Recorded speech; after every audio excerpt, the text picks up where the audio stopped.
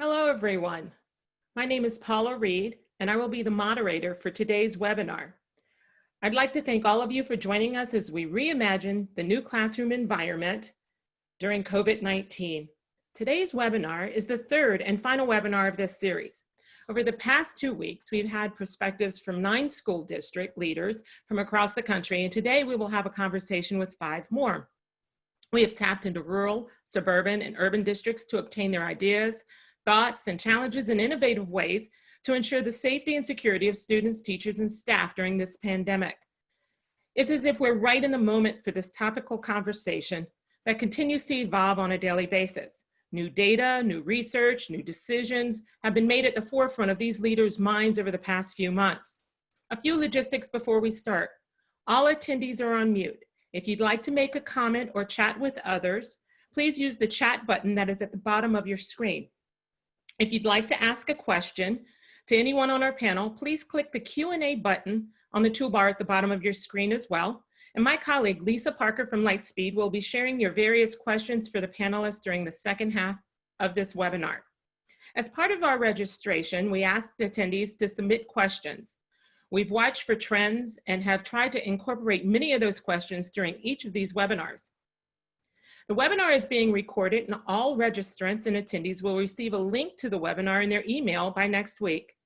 And if you miss any one of the webinars in this series, please go to the Lightspeed link that Lisa will add into the chat room to request a recording. In addition, we found an interesting link this week that Lisa will share in the chat room that may be of interest as other districts are grappling with these same concerns and have shared their thoughts in various articles. In addition, I'd like to acknowledge Lightspeed, who specializes in instructional audio in the classroom, for their product innovation and forethought to sponsor these webinars, engaging superintendents and other administrators from across the country. As a nation, we're discussing and addressing the safety and learning of over 51 million school students and over 3.2 million teachers, as well as many, many more administrators and support staff beginning this fall, and some even during the month of August. Whether they be online classes, in-school classes, or a hybrid of such, each situation has many challenges and opportunities. The opening dates for school have become closer and closer, and pressure from various stakeholders have not gone unnoticed as the news headlines from across the country put the spotlight on school district leaders. Every district leader that I've had conversations with over the past few weeks have had nothing but the safety and security of their students and teachers on their minds. Some districts tend to be leaning towards online starts for school, and some areas with really low COVID statistics are going straight to the classroom or as a face-to-face option. How that may change in the future is unpredictable at this time. So today on this webinar, we'll continue to focus on the look and the feel of the classroom environment or a hybrid version thereof. The safety and health of all people throughout a school system is the utmost importance, and that is what we will discuss. Our distinguished panelists will share with us how they have decided to move forward this fall. Let me introduce to you our panel, and we'll begin with Dr. Lora de la Cruz. Dr. de la Cruz is the superintendent in Lake Oswego School District, just outside of Portland, Oregon, matter of fact here. Her career path has included being a school teacher, a literacy specialist, a gifted and talented specialist, assistant principal, area superintendent, and now superintendent. Her leadership has focused equitable application of instruction, interventions, opportunities, and related professional development. In addition, she has supported the development of professional learning for school leaders, multi-tiered systems of support, social emotional learning support initiatives, special education supports, culturally and linguistically diverse learners programming, and equity initiatives. Dr. de la Cruz believes that educational equity means ensuring that all children, regardless of their circumstances, receive high-quality educational opportunities, resources, relationships, and supports that they need to be successful in life and in school. And we appreciate you being here, Laura. Thank you. Now we have Dr. Don Haddad. Dr. Don Haddad's education career spans 35 years. During this time, he has benefited from a broad range of experiences in several school districts while working in various teaching, coaching, and administrative positions at every level, pre-K through 12. Over the past 11 years, he's been superintendent for the St. Vrain Valley School District in Colorado. He has served on several chamber and economic boards throughout the state and works with various service-oriented organizations. St. Vrain Valley School District is well noted for its leadership for technology and education over the past years, and it's been recognized as the National and International Organization of the Year, awarded the Consortium of School Networks Leading Education Innovation Award, the ISTE District of Distinction Award in 2019, and was one of the 4 districts in Colorado and 373 in North America to make the College Board's 2019 AP District Honor Rolls. Most recently in 2019, St. Vrain was awarded the Colorado Succeeds Prize Excellence Awards for technology-enabled learning and awarded a top 10 district by the Learning Council. Thanks so much for offering your perspective today, Don. We really appreciate it. Now we have Mr. Mendoza. Mr. George Mendoza is entering his 4th year as superintendent of Grande School District in Oregon. Prior to his current post with Grande School District, he was the assistant superintendent of Morrow County School District. Mr. Mendoza has 24 years of education experience, from teaching elementary school to various administrative building and district-wide assignments throughout K-12 education. George is an Eastern Oregon University alum and has worked in several Eastern Oregon communities for most of his career. He deeply understands the culture and barriers to education for students and families in Eastern Oregon from his large range of experience. Mr. Mendoza currently sits on the Board of Trustees for Eastern Oregon University and is council member for the State of Oregon's Early Learning Council. Next on our panel is Dr. Khalid Mumin. For the past 20 years, Dr. Khalid Mumin has served in various capacities as a teacher, dean of students, principal, and central administrator. Since 2014, he has been the superintendent of the Redding School District in Pennsylvania. The strength of his leadership revolves around being a student-centered educator who has a vision of success and a commitment to promoting and sustaining student achievement, equity, and access for all students. He was recognized as a school board savvy superintendent and most recently named superintendent to watch by the National School Public Relations Association. I would be remiss today if I did not congratulate Dr. Mumin on his newly published book called Problem Child that will be released August 1st this Saturday. Drawing from personal experiences growing up in the city of Philadelphia and once being labeled a problem child himself, he emphasizes the ways in which great teachers and influential mentorship are major pillars for impacting children growing up in poverty. I'm excited to read Problem Child, and I hope others will buy theirs online as well. Once again, congrats for your new book, Problem Child, and thanks for being here, Khalid. And last but not least, we're going to go on the other side of the country for our other Portland. We have South Portland being recognized with Mr. Andrew Wallace.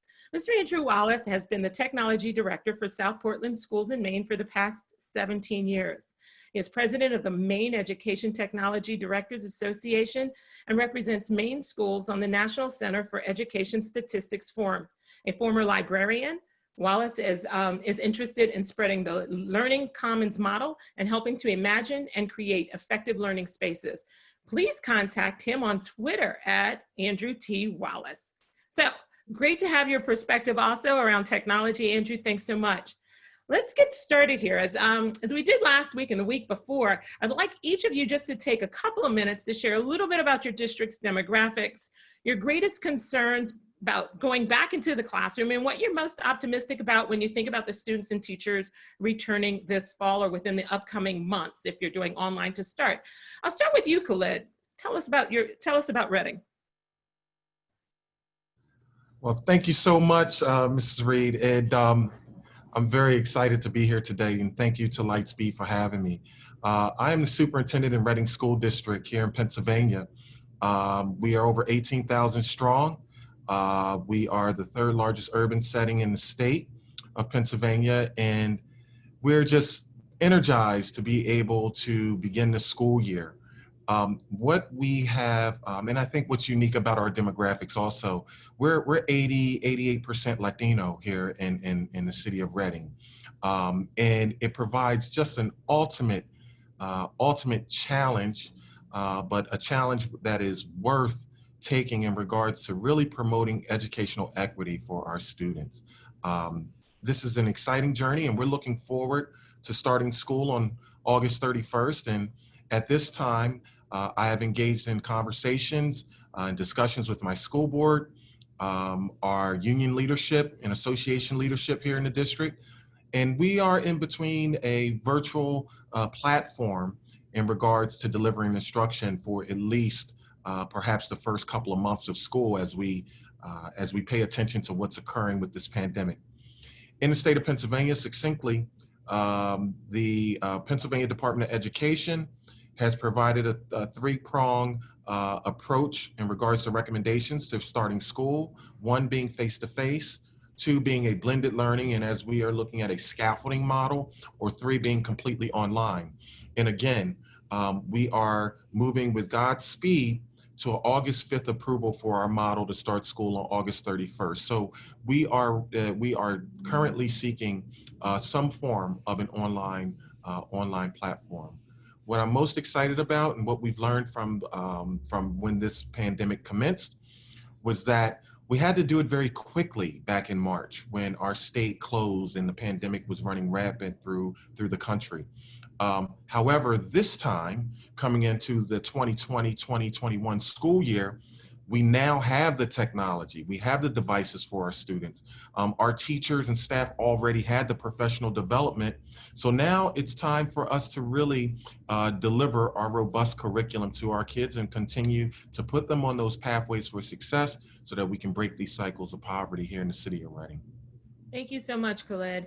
I do want to make an acknowledgement here. We apologize to Mr. George Mendoza. There's something wrong in technology, don't we love this, where we can't see his face. And he is here and he will be talking. And George, would you like to come on and share a little bit about Grande with us? Yes, can you hear me? We hear you loud and clear. Okay, and apologies for the technical difficulties. Thanks for having me, Paula and Lightspeed. So my name is George Mendoza, and the third year, I'm going to be entering my fourth year as a superintendent for Grande School District. It's located in the Grand Ronde Valley of Eastern Oregon. The district is connected to a small town called Island City, and so the combined population is about 14,000 residents. Grande is also the county seat in Union County, and it's also the home of Eastern Oregon University, which is a regional education hub for all of Eastern Oregon. Farming, ranching, manufacturing are the big things that drive Grande and the economy of Grande. The Grande School District has around 2,350 students, give or so.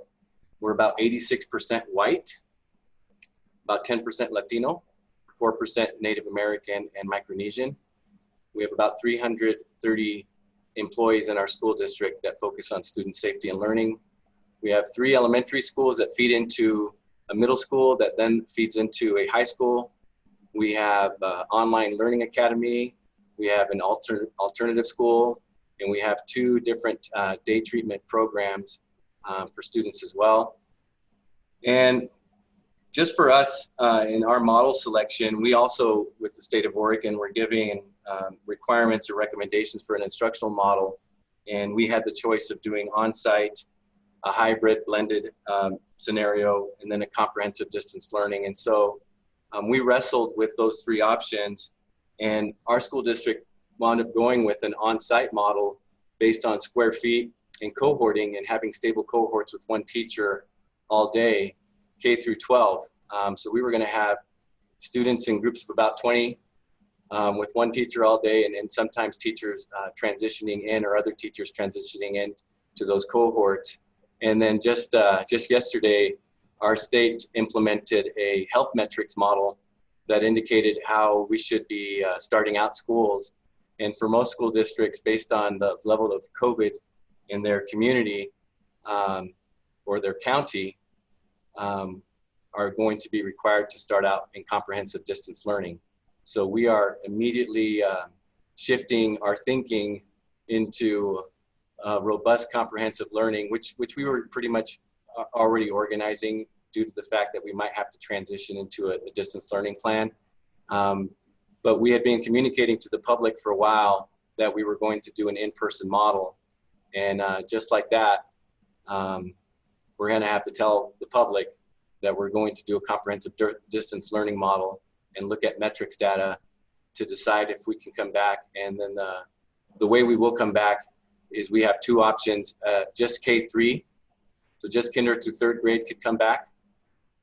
And then hybrid students or students that need special services can also come back based on the amount of COVID in your community or your county. So we were given more of a local control option, and now with the metrics, it's a little bit more state guidance and county data for COVID to drive decisions on your reopening process. So the greatest concern I have, or I've had for a while, is just ensuring that we've done everything that we can to meet the numerous safety and health precautions necessary effectively to run our schools and to keep running our schools effectively. Another concern for us has been, do we have enough professional development for our teachers and our classified staff to feel that they're capable of meeting the needs of students in an online setting or a distance learning setting? We've been working on that. We're getting more training, but it's still something that, you know, you just want to make sure you get right. And then our state's health metrics system is also going to have a lot of when you can transition in and when you have to transition out based on the health metrics data of COVID. And so I'm worried about the yo-yo effect of going into distance learning and in-person learning based on 2 or 3 positive cases in your community, or based on one test being positive and you only, you know, for us, I'd have to go into details with the metrics, but if you have a 5% positivity rate, then you have to shut down again or transition into in-distance learning. And for a community like Grande, if you have 20 tests and just one is positive, then you likely have to go back into a transition into distance learning. So it's really making it kind of, you know, like you're gun shy to bring in person, because real quickly you might have to go back to comprehensive distance learning. So that's a concern for me. Yeah. I'll stop. Yeah, no, I appreciate that, George. You gave a good full-fledged understanding of that, and we'll tap into some of that around the hybrid question in a little bit. Let me go over here to Don Haddad. Tell us a little bit about St. Vrain Valley. Thanks, Paula. Yeah, St. Vrain is in Colorado, and we're the 7th largest district out of 178 school districts. We have about 60 schools and 33,000 students, about 6,000 employees, and so we span out over 411 square miles, and we're in a pretty fast growth pattern, so we're excited about that to some extent. I have been the superintendent now going on 12 years and have enjoyed it immensely, and just another challenge. This is a unique one, but we're working through it. What I'm most excited about is with our hybrid model, which I might explain a little bit later, is bringing kids together in really small class sizes. I think will support and facilitate a lot of creativity, a lot of personalization, a lot of being able to connect with your students at a much deeper level in terms of our teachers. So I'm excited about that. I think that this whole thing has maybe enabled us to tamp down a little bit on the perseveration with testing and maybe begin to focus on children a little bit more and a lot on pure learning for the love of learning and creativity and the innovation and the design thinking model. So hopefully that will be one of the benefits of this, if there is such a thing as a benefit from this particular virus. I think it's going to be exciting for kids to reconnect with their friends and with their teachers. I think there will be some celebrations. I am concerned about this anxious time and people's ability to learn and how that's going to be impacted as they're distracted and concerned, rightfully so and understandably so. I think that that's going to be a challenge. And I also think this constant monitoring of data to see, are we in, are we out, and all of the conflicting opinions around this, and trying to be supportive of all of our constituents when all of our constituents have many different viewpoints. So thank you. I think, Paula, you're muted. I hit that by accident. Sorry about that. Thank you, Don. Lora, I know you have some of the same concerns that are going on there in Oregon with George, but I'll let you introduce Lake Oswego. Yes, I do have some of the same exact concerns and experiences as George Mendoza, as we're both in the same state. I'm Lora Cruz, and I'm superintendent in Lake Oswego School District. And I do also want to start by saying thank you for inviting me. We're in such precarious and complex and stressful times as a nation in so many ways, with COVID being one of the major ways. And it's still so very real and pronounced in our communities, and part of a larger pattern of disruption happening in our communities. And I think it's so important for us to come together and share leadership and share our hearts so that we can fortify our own communities by leaning on each other's strengths. So Lake Oswego School District is just a couple miles out of Portland, Oregon. We are a small district. Well, we're not considered small in Oregon. We're 7,000 students, predominantly middle class and affluent. It's a community that's diversifying quite a bit, which is creating some growing pains for good reasons and the right reasons. That's what's interesting about leading here, is helping to bring in the equity conversation. We have 10 schools and a charter school. So we have the only recovery high school in the state for students who are battling addiction. Something of note is that we were the first district in the country to have a case of COVID back in February in our district, and we were the first district to close a school connected to COVID, followed pretty quickly by a couple of others. And so we were the first district to build messaging and ongoing communications about COVID. And so we learned a lot and we shared a lot during that time, and have continued to keep that housed on our website so anyone who needs it has access to it. I'd say my greatest concern is the safety, health, and well-being of every single person in our district. And I mean the physical well-being, the emotional well-being. I'm really concerned about the mental health of our students who have been having such an aberrant experience since March. We all know that great leaders take care of their people first and foremost, and that when members of our community or our family are hurting, it's up to us to really be there to help facilitate the healing. And I'm really concerned about being able to do that in a virtual environment continuously. And then, as George mentioned, I'm also worried about having the right professional development in place right away to support our teachers so that they have the skills and supports they need to be successful, as we all work to do this better than we did in the spring. In the spring, we were responding to an acute crisis, and now we are responding to an enduring crisis, and we have some lessons to learn moving forward, which kind of takes me to what I'm optimistic about, which is that I'm really optimistic that we are going to be intentionally infusing our new social emotional learning curriculum into our virtual and hybrid learning worlds as we reopen the school year.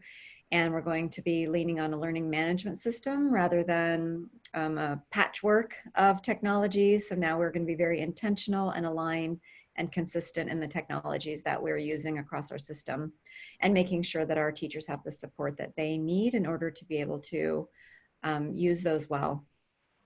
And then this might sound crazy, but we're also building a 5-year strategic plan at the same time, because we were just due to take care of that. We're working on it more slowly than we would have. But I'm really delighted that we are developing some very leading edge priorities around anti-racism, social justice, climate justice, a culture of belonging. And so we're going to be intentionally infusing our system with all of those priorities throughout this year, whether we are in hybrid or fully virtual or all in person. And we can talk more about the plans that we're building, but similar to what I've heard, we have been building plans that are hybrid and fully remote as a potential, which it looks like we will be heading into based on the metrics that we received yesterday. And then, of course, phasing into all in person as much as we can.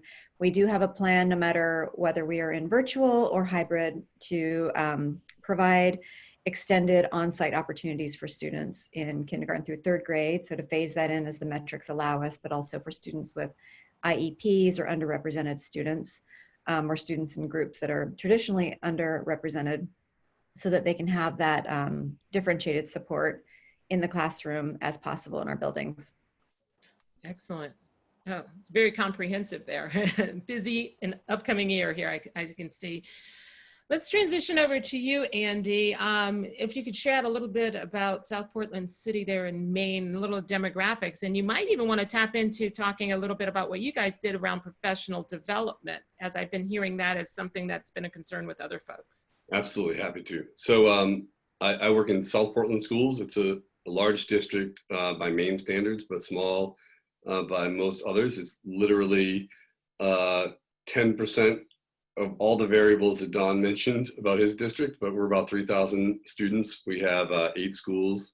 We're the most densely populated city, so we're pretty tightly packed in with a lot of neighborhood schools, so our kids get to enjoy that element. And while Maine is one of the least diverse states, the area in Portland has been for many years, since I was a kid and went to school here, a major refugee resettlement area in this country. And so in our schools, in our homes, our kids and families speak 46 different languages, as opposed to other parts of our state where, you know, there are almost no diversity. So Maine is interesting in that the northern part has towns that don't even have names, and then we're pretty much, you know, you can reach out your window and get a cup of sugar from your neighbor through your window, because we're really tight down here. It's a great place to work, and we have a real commitment to technology and libraries, and that's part of, we've always had leadership around those areas, and PD was something we recognized as a weakness following our spring experiment with emergency remote learning. So one of the things we did is we designed a 10-hour course that all of our staff took, everybody who interfaces with students in any way from the educational standpoint, where we did a blend of asynchronous and synchronous learning, knowing that we really wanted to get out ahead, anticipating that we would also open in some sort of hybrid or perhaps fully remote version. So that's something I'm really excited about, seeing those techniques, those pedagogical techniques put into play, and leveraging the technology and the curated resources that we invest fairly heavily in, and also the technology that we've expanded. We were never a school district that wanted to do one-to-one for our youngest learners. We just didn't really feel like that amount of technology was appropriate for our pre-K to 2 kids, but you know, things are changing, and we are going to forge forward with the purposeful use of technology for all of our kids to provide for those families that don't have access to these things. Something that concerns me is the home lives of a lot of our families. You know, kids, we now gave them technology, and we have the ability to give every student who needs internet access a hotspot due to the generous support of our Department of Ed. But we can't control their home environment. And so what we're doing now is looking for different places where maybe we can set up kids so they can access their education while they're not at schools, because our schools are the great equalizers for many of our kids. That's where they go to get that common experience, that safe place to learn. So that's the thing that concerns me the most. What again makes me most excited is to see the shift in pedagogy based on some of the practices we encouraged around helping families helping teachers design really solid navigation techniques so families aren't sprawling over 30, 20 different apps. We're really consolidating on fewer apps, and we're going to go deeper with those, and we're interested to see how they work out for us. So that's something I'm looking forward to. Yeah, thank you, Andy. I said that because your 10-hour course might be of help to anybody else who's looking for any kind of professional development around your online remote learning process. So thank you for sharing that out with us. And I appreciate everyone giving a background and understanding of where you're going to be headed this fall. I just want to also introduce to you our sponsor and host for today. And it's with great pleasure that I introduce you to Lightspeed. Working with district leaders and teachers for over 30 years, Lightspeed offers instructional audio solutions for the whole classroom, distance learning applications, and small groups. Tony Ziegel, Vice President of Sales for Lightspeed, is here today. And Tony, I'll hand it over to you to do a brief welcome and presentation. Well, thank you, Paula. We're thrilled to be with everybody today and to be able to host this event. And thank you to each of our panelists for the insights that they're providing. At Lightspeed, like everybody else, we've been kind of navigating the scenarios for the return to school. And as everybody's been saying, it really kind of revolves around 3 primary scenarios. You have the all face-to-face, where teachers and students are going to be back in the classroom, as was highlighted in Grande. We have the hybrid scenarios where you might have AV days. You're trying to limit the number of students physically that are in the given spaces and having students present both physically and virtually, sometimes in a synchronous or an asynchronous learning environment. And then Scenario 3 is where they're all virtual, which is where some of our districts across the country are really starting out and continuing to try to build upon kind of what happened in our crisis time at the end of the school year last year. At Lightspeed, we are really focused around the listening and learning environment in the classroom. And we just really believe that every child, no matter where they are, should be able to clearly hear every word in the classroom, and now especially from a virtual standpoint, even in remote locations. And we, as we've been navigating this pandemic with a lot of districts, we've seen some new challenges that have arisen from the listening and learning environment. The first one really revolves around the use of masks and the wearing of masks by both teachers and students. We know it's going to create a challenge for speech intelligibility within the classroom. We've all experienced it as we've gone to the grocery store and done different things. When people have masks on, there's the loss of those visual cues that we use for comprehension. When we see the person's lips move, and we're able to use that visual cue to help understand what they're actually saying. But with the mask, we're losing that, especially if it's not a clear mask or a shield that they're using. Additionally, the mask is producing a reduction in the audibility or the loudness of the teacher's voice. Recent studies show that a mask results in about a 12 decibel drop in sound of the person's voice, just simply by having that mask on. And also there's a decrease not only in the audibility, but the intelligibility of the voice, because a lot of those soft consonants are lost in that process. The difference between like thin and thin, the difference between the F and the TH, that are really important for speech intelligibility, especially for kids at a young age, kindergarten through third grade, who really need to be able to comprehend over 90% of the words said in order to realize and be able to piece that together effectively. Inevitably in the classroom, teachers are going to try to compensate for that, and there's going to be increased vocal strain in order to reach that. Another challenge is just going to be social distancing in the classroom, as teachers are further away from students and students are just naturally further away from each other as we try to maintain that 6-foot distance as much as possible. Just the spreading of the distance is going to create some challenges for audibility. And then for remote learners as well, just that virtual component, especially if you have scenarios where you're going to have students that are virtual in a synchronous learning environment with students that are physically in the classroom, just making sure that there's a clear signal of audio to those students that are virtual is going to be incredibly important. The way we're able to support that at Lightspeed is we simply put a microphone on the teacher's, around the teacher's neck on a lanyard, and through a special speaker, we're able to evenly distribute their voice throughout the classroom. We're additionally able to bring in that same audio into the remote learning locations of students, so that if a teacher is maybe not right in front of their computer or maybe walking around the classroom, we can get that clear audio signal to those students through the use of a media connector to incorporate that. Additionally, then we're able to bring in the audio from students who are remote into the classroom so that they can be heard by their peers that are in the classroom, and we're able to actually have the voices of the students in the classroom. We're actually able to add microphones to each individual student if that's desired, so that they're not passing around a microphone in the classroom. And with a simple press of the button, they're able to activate their microphone and be heard within the classroom, as well as for students that are remote. If anything that I just mentioned is interesting to you, we have our various whole classroom audio systems like our Red Cat, our Top Cat, and our 955. I know each of these systems are being used in the districts that are being represented on our panel today. We're happy to come alongside you and identify your return to school scenario and help you build a solution that will best meet the needs for your students and your teachers. We're also able then to add in our student engagement systems like our Activate system designed for small group learning, or our Tap to Talk Flex mics in that piece. So Paula, I'm going to turn it back over to you so that we can continue our panel. I appreciate everybody's time, and I appreciate everybody listening. Thanks so much, Tony. You know, Lightspeed is an innovative company that's always thinking of ways to enhance teaching and learning.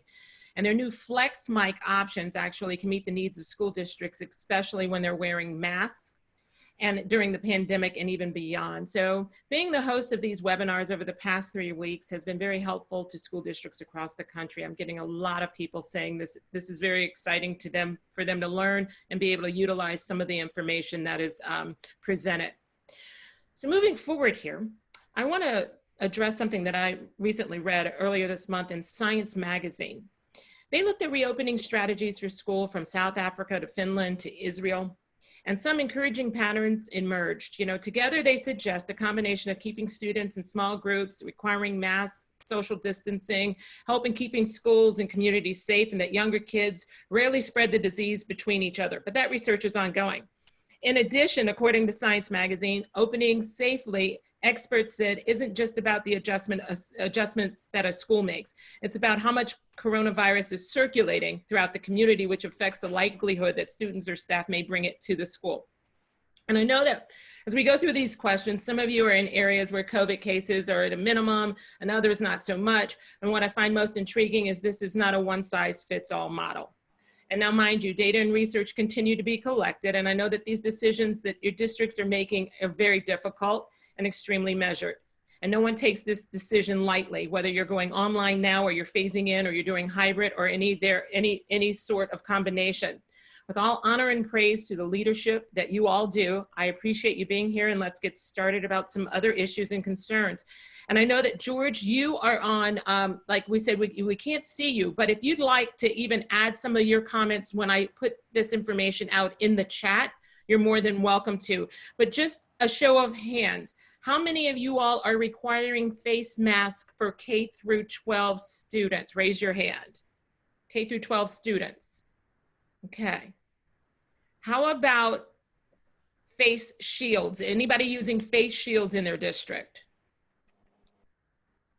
Okay, I see Andrew going kind of like this. Is this because some people are using them, Andrew? It's, you know, we're sort of in this in-between space where masks seem to make the most sense. However, when you start thinking about working with some of our youngest learners where, you know, the way you shape your mouth to speak and to say words or sounds, phonics, it's going to be difficult. Okay. So we're looking into things like clear masks, which don't necessarily get the best reviews from what I've read, or also, if you can safely be back far enough, potentially some face shields from certain situations. Gotcha. How about you, Laura? I see you. Yeah, we are requiring face masks K through 12.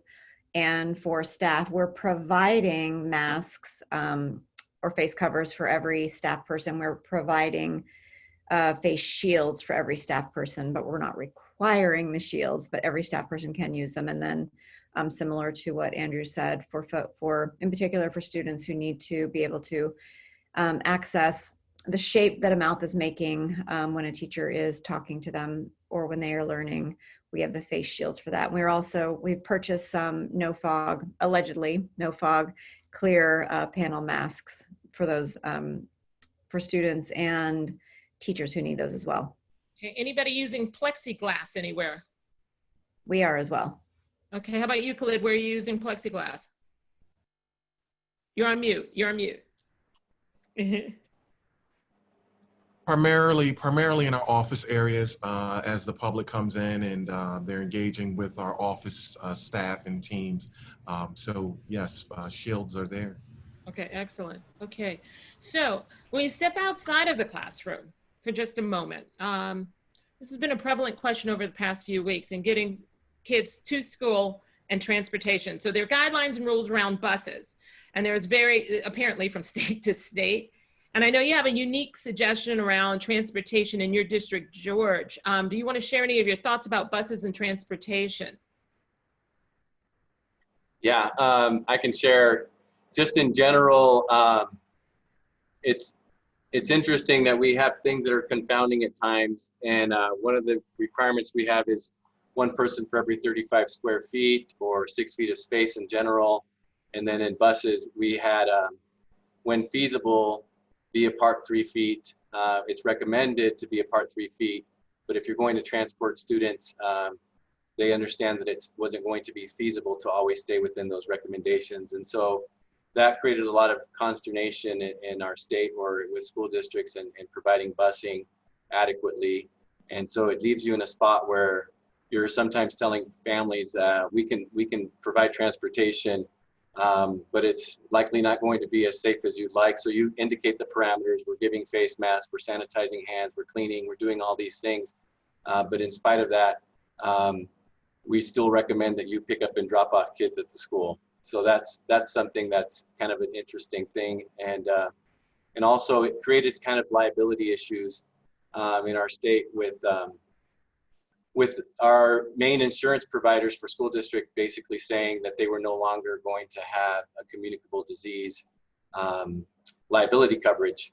And so it forced a lot of school districts to really consider on-site and having staff there, students there, or special programs groups, and how to create risk waivers based on the potential for contracting COVID. So a lot of school districts started to work with representatives in our state and our executive groups, Confederation of Oregon School Administrators. They just changed their name to Coalition of Oregon School Administrators, Oregon School Boards and trial lawyers, and trying to create kind of a work group that was going to create a law or some kind of order that makes it very difficult for school districts to receive a tort claim for anybody that contracts COVID. So there's work being done on that right now. That's great. Is there anybody else who's working with risk waivers in their district? Either, I've seen it a lot of times around athletics, but I didn't know if you're using it at all for teachers or students. No? Okay, so that's really cool, George, that you guys, that's interesting. So if anybody wants to learn more about that, that would be from George. Well, a couple of questions around technology. I know that you are going to a hybrid model. Don, do you kind of want to explain a little bit about that, what you're going to be doing? Yeah, we're going to be moving to a hybrid model, which would cause our kids to be in two groups, an A group or a B group. And so right off the bat, you would have smaller class sizes, half the capacity in the building. And then we also, because we are offering a full online option as well, then that will cut the class sizes and the capacity in the buildings even more in terms of, or the population in the buildings even more. So at the elementary and middle school levels, they would be alternating every other day, and they would coordinate with families to make sure that families had the same days at home as they did together, and then also the same days in school. At the high school level, we have block schedules with 90-minute periods. So the A group would come in on Monday and Tuesday, the B group would come in on Wednesday and Thursday, and then every other Friday would be an alternating thing. So one Friday it's A, one Friday it's B. We also have capacity for full synchronous learning at home. So our students each have an iPad. Our teachers are each equipped with an iPad and a laptop, and the laptop has the lenses that are necessary and the microphone system and the stands. So when the student is at home, he or she can log into the classroom virtually in real time and follow the lesson fully if they choose to. But it might be more of a blended model where they come in at the first 15 minutes of class, get the instruction, get the directions, and then do some work independently in terms of their work. So those are the kinds of things that we have on a day-to-day basis. With some of our programs like International Baccalaureate and stuff where they're not necessarily offered full-time online through our Launched Ed program, we are allowing some students with special programming to either stay at home all day and log in virtually, synchronously every day, or in some cases come in every day. With our teachers, we are allowing teachers who have children at home that are young children, they can come in and be enrolled every day in school so as to take some of that pressure off of the teacher to find daycare. And then also we have a daycare center set up in all 26 of our elementary schools through our community schools program. So parents who struggle with finding daycare can access those, and we scholarship in some families who cannot afford that otherwise. So that's kind of the structure of our model, you know, as a whole. And again, it just gives us that great opportunity to have, 10, 11, 12 kids in a class and be able to socially distance them, wear masks, good ventilation system, all of those protocols around sanitizing. So we're trying to create as safe an environment as we can and maintain the connectivity with our families, and then also the learning. We do have hotspots distributed throughout our entire system. but we're also providing internet access at home for people who don't have it. We're working with our families who might not have internet connectivity to provide that for them as well. That's great.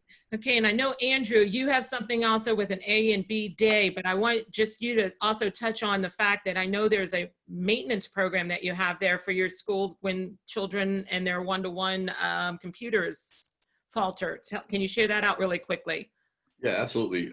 Right in March, we were scrambling out in the parking lot, handing out devices, driving through neighborhoods. I pretty much think I drove through every street in our city, meeting families. And then I realized like that was not an efficient way to get devices out. And it probably wasn't the safest way for me to be out there mingling with folks or to ask my staff to do the same. So we devised a locker system where we just have those lockers that, you know, back in the old days, you went to the airport, you could drop your bag off and go explore a city or come back. If you ever traveled in Europe, you can do these things pre 9/11. But what we did now is we took the lockers and put them outside of our schools, put a combination lock on it. So when someone needs a new device, we don't try to troubleshoot anymore. They just come, exchange their device, take the fresh new device, and then we let it sanitize over the course of a week. So we feel it's been a really nice solution. Again, we're a city, so we're not far, kids are not far from any of our schools. But I've heard of a friend of mine outside of Dallas where they're doing it in conjunction with like local grocery stores. So they've allowed them to set up these lockers where kids can go get a device. And for us, it's really important because some of our families work at the meat processing factory, or, you know, they're not available during the time when my staff is available. So these outdoor lockers are available for someone to come and safely, contactlessly swap devices anytime that works for them. That's great. Okay, and then I know also you, Khalid, have some issues that you are focused on with equity and access for some of your students there who are struggling to get the online broadband in Reading area. You want to talk about a little bit about that? Sure. You know, first and foremost, I did mention that my student population is about 88% Latino, but we're 99% underserved here in the city of Reading. And for years, we were on the list as one of the poorest cities in the United States of America. And with that, it's, you know, especially with COVID-19, the pandemic, there was we started to see a lot of the gaps being perpetuated in the communication around achievement gaps and equity gaps and access gaps or opportunity gaps. We went from summer learning loss to COVID learning loss and things of that nature. Here with our student population and our families, understanding that there will be that digital divide, we have extended our internet signals from our buildings. One of the advantages of being in an urban setting, our buildings are in the neighborhoods. So we truly have neighborhood schools. As I speak today, we have extended signals on 14 of our 19 sites. There's discussions going on today with my executive team in regards to, we have 3 buildings that actually have cell towers on them where we will be able to further extend our connectivity to our students. Understanding that and having the opportunity to create hotspots for our children to be able to engage in the curriculum is extremely important. Secondly, and I would be remiss if I didn't give thanks to the many partners here in the city of Reading who have offered up their open access to the internet from their businesses and from some of the libraries and things of that nature, for us to be able to create a citywide map for our students to be able to get out and gain access so that they can continue on these pathways. Education is the prerequisite, one of the major prerequisites for moving students out of poverty. And with the population of students that are 99% underserved, we have to remain cognizant that this language is at the very forefront of all of our communications. We have to continually inspire our students to engage online. You won't have the teacher or instructors that they love necessarily over top of their shoulder and using proximity to encourage the students to learn. you have to have that mindset and that buy-in that reading, writing, and strong arithmetic skills are those pathways to be able to access education, to get that key, that prerequisite that takes them on that journey out of poverty. Thank you. I appreciate that, Khalid. I just want to tap into one of the other questions here that we're going to try to do a quick round robin for some of the questions that are coming through. And one of them is, what plans do you have for PE lunch or recess? And I'll toss that over to you, Lora, if you have anything to say about PE lunch access and recess. Yes, so our hybrid model is built on an AM/PM model so that students are in person, in class, on site when we're able to be learning. And then also they will be either at home or in our extended school day opportunity, learning through synchronous and asynchronous learning. And that's when our PE, and that is the way that our PE will be offered: synchronous, live learning, however, it will be online. And for students, whether in AM or PM, we will have grab and go lunches, and those will be offered K-12. We are looking at prioritizing when we're able to, per our metrics, prioritizing having students with special education needs and other learning differences, as well as our kindergarten through third grade students coming into buildings first as we start phasing in. And so they will have access to our buildings for longer. And so they will be our first group of students to participate together, but sit with safe distancing in this synchronous PE experience in our buildings. Great. All right. So for Lisa, what question do you have over there that's come through from our Q&As? Thank you, Laura. Yes, Paula. So I think the first one we wanted to maybe address was, how are the language needs of language learners in a monolingual classrooms being met? George, do you have anything you'd like to share on that? Since I can't see your face there, so. I was just going to say I was responding to the chat. There you go. Okay. I'm trying to share thoughts on questions that we get. I heard part of it. Go ahead. Okay, so from an ELL perspective, Lisa, want to repeat that? Sure. It's, how are the language needs of language learners in a monolingual classroom being met? Ooh, in a monolingual classroom. Well, I know what we have is we have, again, we're dominantly white in the Grande School District, and we do have 2 EL teachers total in our school district, one for K-5 and then one that's split up between the middle school and the high school. And what we've done is we have sessions that are done on video, basically synchronously with the student and the staff member. And we were able to do that last school year, where they would have 2 sessions to 3 sessions, basically in a pull-out model in support of the students' learning needs. So this can even go, I think Khalid, you have like an 88% Latino population. How about you all there in Reading? For ELL thank you. We have invested a lot of resources into our upgrading and expanding our ELL curriculum. What we found, and it makes it a little more difficult from being on a completely online platform, because the actual the influence of the teacher has been the greatest asset that we've had in delivering this curriculum. As we've gone through our meetings and our brainstorming and how we're going to address opening schools, our teachers have been very passionate about continuing with the ELL curriculum.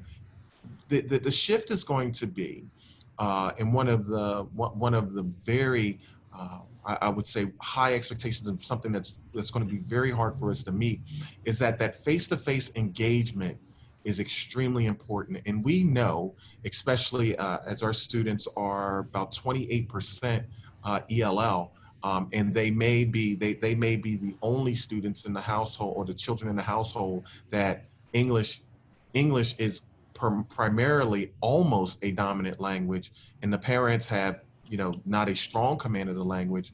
We have to continue to delve into the homes through the internet access and create those small individualized environments.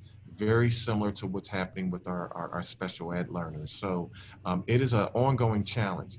I know, again, the strength is face-to-face communication, face-to-face communication, and that constant motivating factor being the teacher. But we're now we're now engaging in scenarios that we've learned from when we first embarked on this journey with COVID-19, that the smaller, those more individualized environments per se, also creating appointments for learning to further individualize learning are things that we're continually trying to improve upon. Okay, thank you, Khalid. And how about another question there, Lisa? Yes, we have one where it's going into like people that are actually kind of visiting into the classroom. So do you all have a plan to bring in volunteers such as tutors, parents, or student teachers back into the school? During COVID, anybody have anything they want to say on that? Don, go ahead. We're actually not going to have volunteers or tutors necessarily come into the school, but what we are doing is setting up a couple of days after school for additional help. At the elementary level, we are promoting a launch literacy program where we would do it normally in the summer for an entire month, but we're now going to be doing it for about an hour to an hour and a half every day after school with our students who are struggling primarily in their same school with teachers that they know, and then our teachers would be compensated for that extra time. And so that will happen every day after school at the elementary level, and then a couple of days a week at the middle and high school level. We also are opening up our school on Saturday for small group instruction in person. So students who are feeling like they are perhaps getting behind can not only access the after school during the week, but they can also access the Saturday morning learning opportunities. So we're going to try to do everything we can to mitigate any of that struggle with backsliding. Right. Great. That's great. That's some good information. You know, this hour always goes so quickly, and I want to thank everybody. But beforehand, before we totally wrap up, I want to have each of you go around and just give us like one final answer. If you could finish this question and say, you know, my hope as we return to the face-to-face classroom environment is, I'll start with you, George. What would you say your hope as we return to the face-to-face environment? What might that be?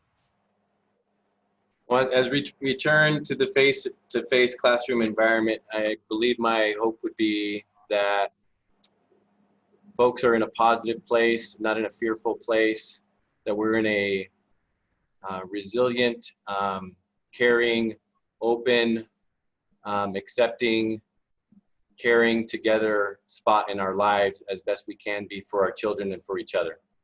Thank you. How about you, Laura? What would you like to say?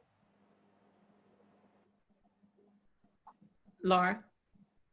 Oh, okay, you're getting there. There you go. The t-shirt of our time will say, you're muted. Right. Yeah, I would say that similarly, my hope is that, you know, all of this intense work and planning that we're doing to, in many ways, create a new educational environment virtually will have a lasting impact and a positive impact on our practices when we all come back together, but also while we're all virtual, and that it'll push us to into new innovations and new innovative practices, but also into taking the time that's needed to pay attention to the social emotional well-being of our students. That's great. How about you, Andy?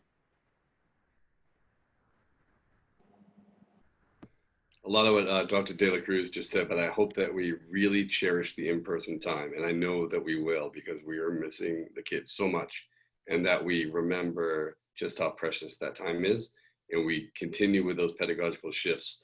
So the things that don't need to be done when we're together aren't done with together. And we really go deeper when we've got the kids right in our presence. Great. How about you, Khalid? I am so optimistic and excited for our teachers when we do return to the face-to-face environment. I believe it's going to be an opportunity for us to reflect upon how important education is in this democracy. As educators, as leaders, education has been in the center of all of these conversations. You know, the importance around having an educated society is paramount. I really enjoy that because I think it will reignite some of our, you know, reignite the profession where, you know, I'm always in a position to counter respond to say, what do you do for a living? Well, I'm only a teacher. No, you're not only a teacher, you're a lifesaver. And that is so important as we see kids and families crying out for help in regards to please educate my child, please educate our communities. When you hear about legislation and policies and procedures saying, okay, what about the educational system? How are we going to open schools? How are we going to maintain our educational position in regards to this democracy? I think this is an opportunity, as one of my mentors told me before, with change there's loss, but opportunity. With change, there's loss and opportunity. The loss is what we're going through now, this face-to-face time, these humanistic relationships and bonds. But what can come out of this is a strong energy that around education and its importance and how important it is in this democracy. Thank you, Khalid. And let's round it up with you, John. Yeah, I really am excited about the opportunity for our students to reconnect with our teachers and our parents and our staffs. I think there's an opportunity to really inspire people beyond where we left off.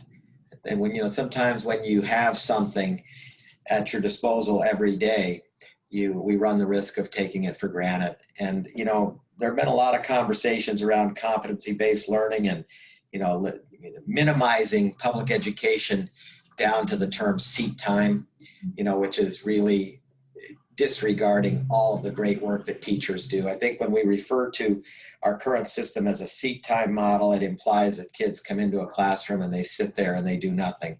And there's so much more that happens in a classroom with a teacher. Not only the learning, but the connecting and the relationships and the motivation and the inspiration and all of those things that, you know, we can only communicate with each other at a human level. And so I hope that when we, you know, get past this, that we are left with a deeper sense of appreciation for what public education means to our children and what it means to our nation and what it means to our, you know, to our entire world. I also hope, you know, in a time when there's so much anger out there and there's so many people pointing the finger at other people, telling them how they should think, how they should act, and the decency and the civility and the kindness has kind of taken a back seat. And so I hope that we can get back to some of that and see each other and celebrate one another and move forward. You know, adversity is always that first step towards advancing. And so maybe we'll be able to advance as a result of all this. And I'm looking forward to that. Thank you very much, John. And I know we're running a couple of minutes over, but I want to thank all of you on this panel. And I want to thank all the panelists that we've had over the past 3 weeks for our 3 webinars that we've had. And on behalf of Lightspeed and myself, we appreciate all of your comments, insights, thoughts, your questions from the audience, folks who've been paying attention and listening to what's going on right now. This is a very, very awesome time in our educational system and around the country. And what you all are doing is amazing. We know your time is precious, yet we believe many people welcome you and your commentary as we do. And these are critical decisions you all are making, and we send virtual hugs your way. And until we connect again, I want to stay safe, stay healthy, and thank you so very much for being here today. Thanks so much, everyone, and have a good afternoon. Bye-bye.